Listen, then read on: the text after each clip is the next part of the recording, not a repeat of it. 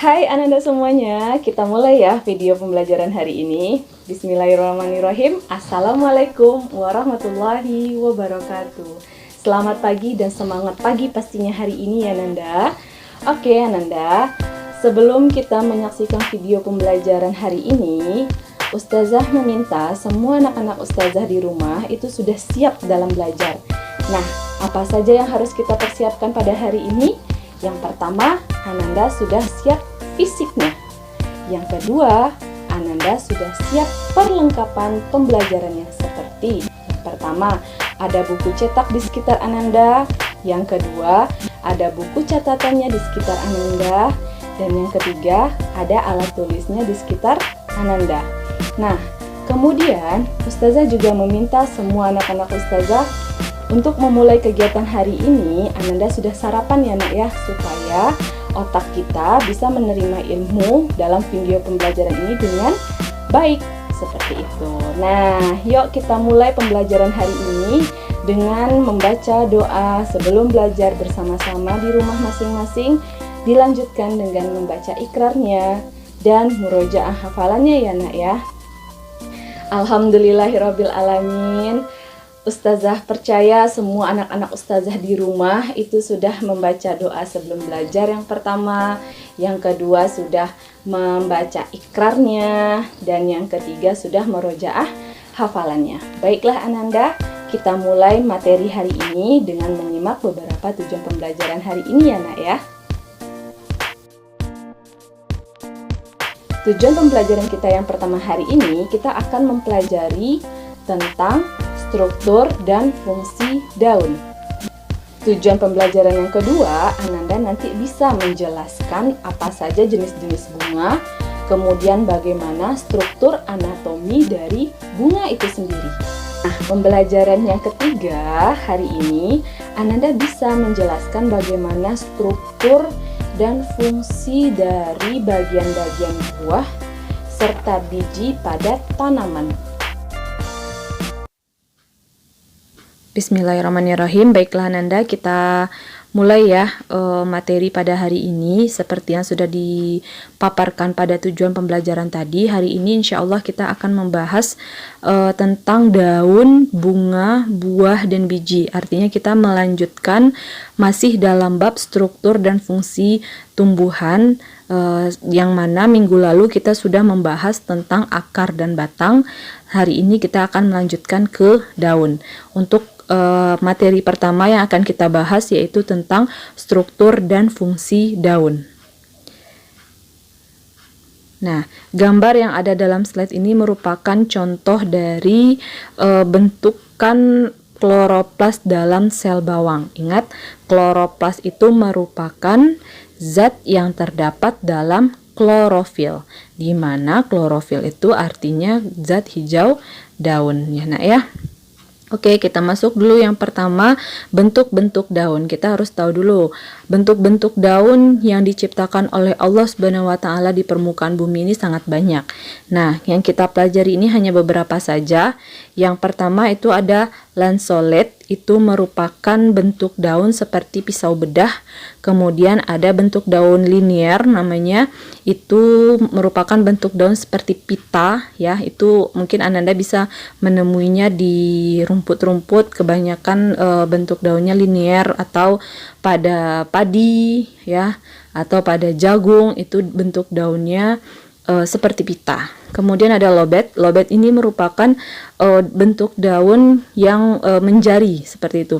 Menjari tapi banyak, berlobus-lobus dia seperti itu ya nak ya. Kemudian ada bipinate. Nah, bipinate ini dia seteman dengan yang namanya, coba lihat ke bawah itu ada tulisan namanya pinnate. Nah, pinnate ini artinya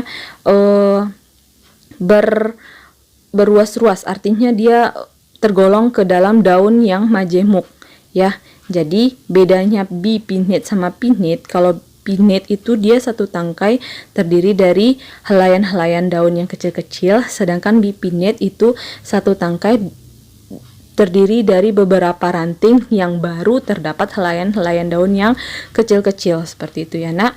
Kemudian ada lagi bentuk daun yang namanya ovate. Ovate ini merupakan bentuk daun seperti bulat telur ya, bulat telur. Kemudian ada lagi yang namanya bentuk daun palmate ya, yang tulisannya di sana palmate. Nah, kalau ini merupakan daun yang menjari ya, seperti telapak tangan menjari. Lanjut itu ada yang namanya trifoliate. Nah, kalau yang trifoliate ini bentuk daun yang ukurannya lebih kecil dan itu dia tersusun tiga-tiga ya, tiga-tiga trifoliate seperti itu. Kemudian yang terakhir ada serrate atau tulisannya itu serrate. Nah, ini kalau bentuk daun ini dia seperti menyirip ya, daunnya menyirip kayak gitu ya nak. Jadi bentuk-bentuk daun itu kalau misalnya kita masuk ke ilmu botaninya, bentuk daun itu sangat banyak sekali ragamnya. Nah, karena banyak sekali ragamnya, di sanalah terbentuknya yang jenis-jenisnya, seperti itu jenis-jenis tanamannya. Ya, terbentuk jenis-jenis tanaman, akhirnya adanya pengklasifikasian tumbuhan seperti itu ya nak ya. Oke, kita lanjutkan ke struktur anatomi daunnya lagi. Nah, ini merupakan struktur anatomi pada daun ya nak. Nah, jadi kita bahas dari bagian yang pertama. Ini merupakan bagian lapisan epidermis atas ya. Kalau ada epidermis atas, otomatis ada juga yang namanya epidermis bawah, tapi kita bahas satu persatu. Epidermis atas, seperti yang sudah Ustazah jelaskan sebelumnya, di struktur dan fungsi jaringan tumbuhan, jaringan epidermis itu tergolong ke dalam jaringan pelindung. Artinya dia melindungi jaringan-jaringan yang berada di bawahnya. Nah, seperti pada gambar, epidermis atas itu menjadi pelindung bagian untuk organ-organ yang berada di dalamnya ya nak. Kita lanjutkan. Nah, ada epidermis atas, otomatis ada epidermis bawah, fungsinya sama. Kemudian kita lanjutkan. Di sini terdapat yang namanya jaringan tiang. Nah, seperti yang sudah kita pelajari minggu lalu, jaringan tiang itu merupakan jaringan yang terbagi atau pembagian dari jaringan parenkim ya. Jaringan tiang itu merupakan pembagian atau modifikasi dari jaringan parenkim yang berfungsi untuk proses fotosintesis. Masih ingat ya nak ya? Nah, jaringan parenkim itu sendiri termasuk ke jaringan apa? Termasuk ke dalam jaringan dasar ya. Ingat itu terus ya nak ya. Jadi di sini setelah epidermis atas itu terdapat jaringan tiang. Kemudian ada lagi yang namanya jaringan bunga karang. Nah, sama seperti jaringan tiang, jaringan bunga karang juga berfungsi sebagai proses fotosintesis dan dia merupakan pembagian dari jaringan parenkim yang termasuk ke dalam jaringan dasar. Nah, itu makanya kita harus sinkronkan dulu pemahaman minggu lalu dan materi hari ini seperti itu. Karena kita tidak akan terlepas dari yang namanya jaringan pelindung, jaringan dasar, jaringan penyokong dan jaringan penguat seperti itu. Ya nak ya. Jadi jaringan tiang dan jaringan bunga karang merupakan tergolong ke dalam jaringan parenkim yang termasuk ke dalam jaringan dasar. Oke. Kita lanjutkan. Di sini nah, ini dia. Stomata. Itu kelihatan ya. Di lapisan epidermis bawah yang bentuk selnya agak berubah sedikit itu yang namanya stomata, tempat respirasi tempat bernafasnya pada daun ya. Jadi kalau misalkan kalau di manusia itu tempat bernafasnya itu melalui lubang hidung, nah kalau di daun dia bernafasnya itu melalui lubang stomata seperti itu. Nah, inilah stomata yang merupakan salah satu modifikasi dari jaringan epidermis yang Ustazah jelaskan pada minggu lalu ya nak ya. Oke, kita lanjutkan. Kemudian di sini ada tadi vein itu merupakan artinya jaringan pengangkut. Masih ingat ya, jaringan pengangkut itu terdiri dari xilem dan phloem. Oke, kita lanjutkan. Habis itu terdapat lapisan kutikula ya. Jadi setelah adanya jaringan epidermis, itu di atasnya terdapat jaringan kutikula atau lapisan lilin. Itu makanya ada tumbuhan itu dia tidak menyerap air, tidak bisa air basah daun itu karena ada lapisan lilinnya di permukaan daun, seperti itu ya nak ya. Nah, sama kalau di epidermis bawah terdapat kutikula, di epidermis atas juga terdapat kutikula. Jadi ini merupakan struktur anatomi pada daun ya. Artinya struktur dalam pada daun ya. Jadi kalau untuk lebih jelasnya Ananda, selain dari penjelasan Ustazah ini, bisa Ananda buka buku cetaknya mengenai materi struktur dalam daun atau struktur anatomi daunnya nak ya. Kita lanjutkan ke bunga. Nah, bunga di sini Ustazah kasih contoh adalah bunga sepatu atau Hibiscus rosa sinensis. Kenapa bunga sepatu? Karena pada gambar ini kita sangat tampak ya adanya serbuk sari dan kepala putik. Kemudian udah jelas otomatis tampak mahkota bunganya. Oke, kita lanjut ke materi struktur dan fungsi bunga. Nah, di sini kita akan membahas tentang yang namanya bagian-bagian bunga lengkap. Oke, coba perhatikan nak. Nah, di sini bagian-bagian bunga lengkap dia yang pertama memiliki yang namanya mahkota ya. Lanjut, kemudian ada benang sari, ada tangkai sari, kemudian ada kepala putik, ada tangkai putik, dan kelopak bunga. Kemudian di sana ada ovari. Ovari itu berarti bakal buah ya.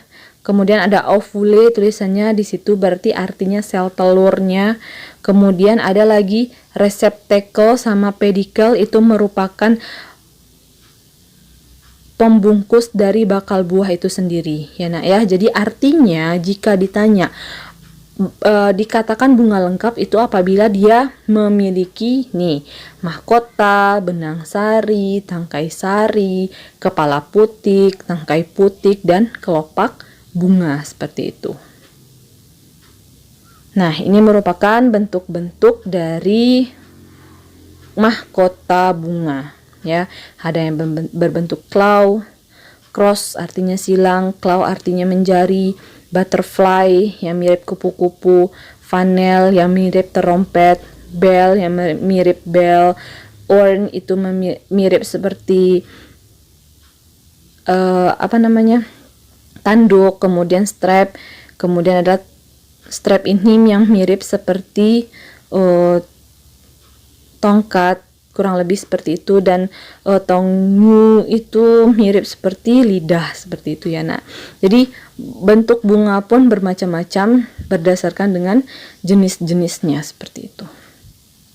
Kita lanjutkan. Nah, kita bahas satu persatu. Tadi kita pada bagian-bagian bunga lengkap itu ada mahkota, kemudian ada benang sari. Nah, kita bahas yang pertama itu benang sari. Nama lain benang sari artinya stamen. Nah, stamen ini atau benang sari itu merupakan organ perkembangbiakan jantan ya. Jadi benang sari itu merupakan alat kelamin jantan pada bunga. Letaknya itu dia pasti mengelilingi putik. Oke. Kemudian benang sari ini dia akan menghasilkan yang namanya polen. Polen inilah yang dinamakan dengan sel kelamin jantannya, seperti itu. Atau kalau di makhluk hidup hewan dan manusia itu sel spermanya, seperti itu ya nak. Kemudian bagian penyusun benang sari ini terdiri dari filamen atau tangkai sari, kemudian ada kepala sari atau antera, dan serbuk sari atau polen ya. Jadi ini merupakan bagian-bagian dari stamen atau benang sari. Kita lanjutkan ke putik. Putik itu nama lainnya adalah sitilum. Letak putik ini pada bagian pusat bunga ya. Jadi pada bagian pusat bunga, setelah dikelilingi oleh benang sari, di tengahnya baru terdapat putik. Nah, putik ini merupakan organ perkembangbiakan betina atau atau alat kelamin betina pada bunga. Kemudian putik ini dia akan membentuk sel telur ya. Kalau sudah ada betina itu bahasanya berarti dia bakalan menghasilkan atau membentuk sel telur ovum. Bagian-bagiannya itu terdiri dari stigma atau kepala putik, tangkai putik, kemudian bakal buah atau ovarium, dan bakal biji. Yang artinya sel kelamin betina yang ovumnya itu kalau di bunga itu artinya bakal biji. Nah, ini ada tipe-tipe bunga majemuk. Ada yang bulir, kemudian ada dikasium ya. Jika Ananda menemukan bunga-bunga bentuk-bentuk bunga ini di sekitaran rumah Ananda, berarti ini ada namanya bentuk bunga tongkol, bunga bongkol ya. Bunga bongkol ini sepertinya bunga matahari, termasuk ke dalam tipe bunga majemuk yang bongkol. Kemudian ada tandan, lanjut ada cawan, ada payung majemuk, kemudian ada bulir majemuk. Banyak sekali jenisnya. Tapi kenapa dikatakan bunga majemuk? Itu karena dalam satu tangkai terdiri dari beberapa bunga. Beda lagi kalau misal bunga tunggal. Kalau bunga tunggal itu contohnya seperti bunga mawar ya. Satu tangkai satu bunga, itu baru yang namanya bunga tunggal. Kalau ini satu tangkai beberapa bunga, itu namanya bunga majemuk. Oke, kita lanjutkan ke materi struktur dan fungsi buah serta biji ya. Nah, setelah kita bahas tentang bunga yang artinya ada ke alat kelamin jantan dan alat kelamin betina di sana, otomatis dia bakalan menghasilkan yang namanya buah. Kalau sudah menghasilkan buah, dia bakalan menghasilkan juga biji. Nah, di sini ada katanya pembuahan itu merupakan peristiwa penyatuan sel kelamin jantan dengan sel kelamin betina. Artinya, serbuk sari itu dia jatuh ke putik ya. Nah, barulah terjadi yang namanya pembuahan. Kemudian di sana ada istilah partenokarpi, artinya pembuahan yang terjadi sebelum penyerbukan. Kemudian bakal buah, arti dari partenokarpi ini kan pembuahan yang terjadi sebelum penyerbukan. Maksudnya di sini bakal buah atau bagian bawah putik ya yang menggembung itu berkembang menjadi buah, dan bakal biji berkembang menjadi biji ya, yang sudah Ustazah jelaskan tadi pada bagian-bagian bunga. Jadi dia semuanya itu berkesinambungan, kita membahasnya. Kita lanjutkan. Berdasarkan perkembangannya, bunga itu ada beberapa macam juga. Buah itu ada beberapa macam. Yang pertama ada buah tunggal, itu dibentuk oleh satu bakal buah. Satu bakal buah menghasilkan satu buah. Contohnya itu pada buah mangga. Yang kedua ada yang namanya buah agregat. Nah, buah agregat ini dibentuk oleh banyak bakal buah dari satu bunga. Ya, artinya dalam satu bunga itu dia terdiri dari beberapa bakal buah, beberapa putik. Nah, contohnya itu buah sirsak, buah arbe, buah serikaya, terbayang ya. Jadi dalam satu bunga itu terdapat beberapa bakal buah, itu yang namanya buah agregat. Yang ketiga ada yang namanya buah majemuk atau ganda. Nah, buah majemuk ini dibentuk oleh banyak bakal buah dari banyak bunga. Ya, jadi kalau tadi agregat satu bunga beberapa bakal buah, kalau buah majemuk itu terdiri dari beberapa bunga yang juga terdiri dari beberapa bakal buah. Itu contohnya ada buah nanas, buah keluih, buah nangka. Nah, jadi kalau kita melihat buah nanas itu dia bukan dari satu bunga jadi satu buah, tidak. Dia dari beberapa banyak bunga. Tadi kan ada ya tipe bunga yang majemuk. Nah, tipe bunga majemuk berarti bunga nanas ini merupakan bunganya itu merupakan tipe bunga yang majemuk, sehingga dia menghasilkan banyak bakal buah dari banyak bunga. Oke. Jadi buah nanas, buah keluih, buah nangka ya, untuk nangka juga seperti itu. Dia merupakan buah yang berasal dari bunga majemuk. Ya nak ya, kita lanjutkan. Berdasarkan kandungannya ada lagi yang namanya buah lunak. ya. Kalau buah lunak itu bakal buah dan bagian-bagian bunga akan membentuk akan membentuk daging di sekeliling biji. Ya. Contohnya apel, jeruk, mangga juga termasuk, rambutan juga termasuk. Jadi artinya buah lunak itu dia bakal bijinya itu dikelilingi oleh bakal buah. Kemudian yang kedua ada yang namanya buah kering. Buah kering itu merupakan bakal buah yang membentuk pelindung yang keras untuk biji seperti itu. Nah, contohnya adalah kacang-kacangan. Jadi kacang-kacangan itu termasuk ke dalam buah, ya Nak ya. Lanjut, berdasarkan asalnya ada namanya buah sejati. Kalau buah sejati itu terbentuk dari bakal buah. Nah, bakal buah itu yang berkembang menjadi buah namanya buah sejati. Kemudian seluruh jaringannya berasal dari bakal buah. Contohnya itu ada buah mangga, alpukat, semangka, pepaya.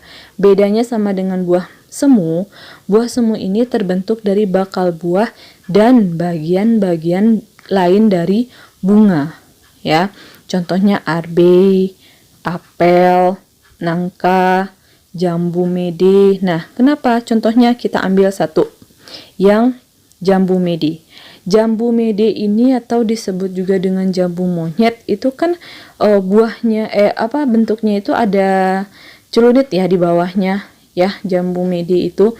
Nah, yang jadi buahnya itu yang mana? Yang bakal buahnya itu yang mana? Yang kecil bagian bawahnya itu yang bakal buah. Nah, yang kita makan di atasnya itu bakal buahnya kah? Bukan. Itu merupakan kelopak bunganya yang berkembang dan menjadi berbentuk buah. Maksudnya berdaging dia. Sebenarnya itu bukan bakal buahnya, tapi itu hanya kelopaknya seperti itu ya Nak ya. Atau kita ambil contoh apel. Nah, apel ini dia yang kita makan itu bukan bakal buahnya. Ya Nak, bukan bakal buahnya. Bakal buahnya itu yang mana? Yang kalau misalkan kita kupas apel, habis itu setelah kita makan, kan ada bagiannya sedikit keras ya. Keras tapi masih bisa digigit oleh gigi. Nah, itu yang namanya bakal buah. Kemudian baru ketemu bijinya. Nah, itu jadi yang bakal buahnya itu yang tidak kita makan. Yang kita makan itu merupakan kulitnya, seperti itu ya Nak. Jadi tidak semua buah yang kita makan dagingnya itu merupakan berasal dari bakal buah. Nah, jadi buah-buah yang maksudnya buah-buah yang tidak berkembang dari bakal buah itu sendiri, artinya itu namanya buah semu. Kalau buah yang sejati itu adalah buah yang berasal memang dari bakal buahnya sendiri ya Nak ya. Kita lanjutkan. Nah, ada contohnya ya, buah tunggal, kemudian ada buah agregat tadi, ada buah majemuk, kemudian ada buah sejati dan buah semu. Kemudian buah itu terdiri dari lapisan luar, lapisan tengah, dan lapisan dalam. Pada buah kelapa, ya, kelapa, bayangkan kelapa itu merupakan buah ya Nak ya. Lapisan luarnya itu tipis dan mengkilat. Oke, kebayang ya buah kelapa ya yang warna hijau itu merupakan lapisan luarnya. Kemudian lapisan tengahnya terdiri dari sabut kelapa, itu merupakan lapisan tengah, dan lapisan dalamnya itu adalah tempurungnya.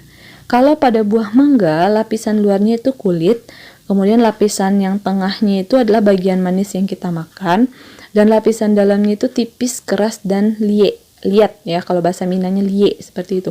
Jadi yang bijinya itu baru ketemu bijinya, nah itu baru yang namanya yang sebelum biji itu baru yang namanya lapisan dalam. Oke, kemudian kalau untuk durian, rambutan, manggis, dan duku, itu tangkai biji yang tumbuh menyelubungi biji menjadi jaringan yang tebal, berdaging, dan manis rasanya. Ya, jadi itu bukan bakal buah yang berkembang, tapi tangkai biji yang berkembang menjadi jaringan yang tebal, berdaging, dan manis rasanya. Oke, kita masuk ke struktur dan fungsi biji. Fungsi biji ini atau strukturnya, biji ini merupakan alat perkembangbiakan generatif ya, artinya terjadi akibat adanya perkawinan. Kemudian ada 3 bagian biji. Yang pertama kulit biji atau spermodermis. Nah, kalau pada kulit biji Angiospermae itu dia terdiri dari 2 lapisan, yaitu ada kulit luar yang tipis tapi keras dan kulit dalam yang seperti selaput. Bayangkan kalau Angiospermae ini berarti tumbuhan biji tertutup, masuk ke dalamnya dikotil dan monokotil. Bayangkan kalau monokotil contohnya apa? Jagung.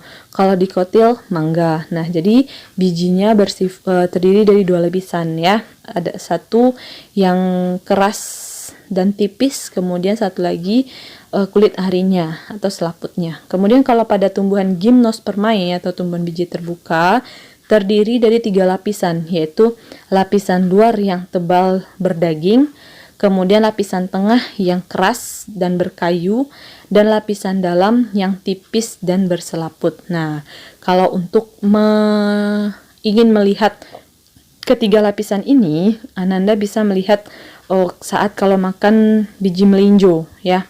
Di sayur asam kan itu ada ya tuh biji melinjo. Nah, di sana kelihatan lapisan luarnya yang berdaging, kemudian lapisan tengahnya yang keras dan sedikit berkayu, kemudian lapisan dalamnya itu baru terdapat selaput ya, tipis dan berselaput. Kita lanjutkan itu untuk kulit biji.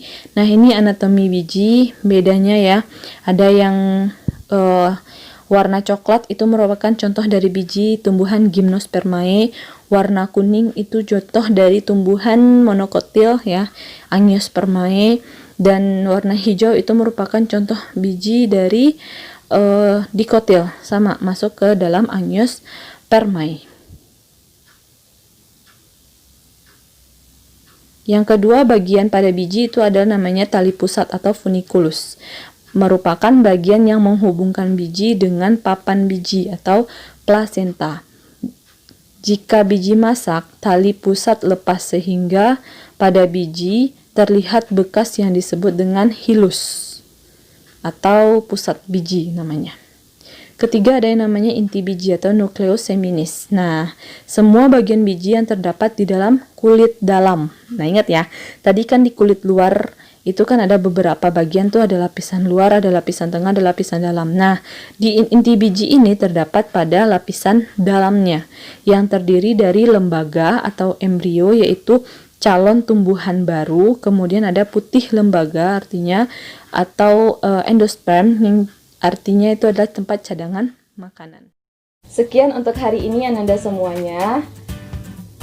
Semoga materi pembelajaran yang sudah kita dapatkan pada hari ini bisa menambah ilmu pengetahuan Ananda semuanya ya nak ya.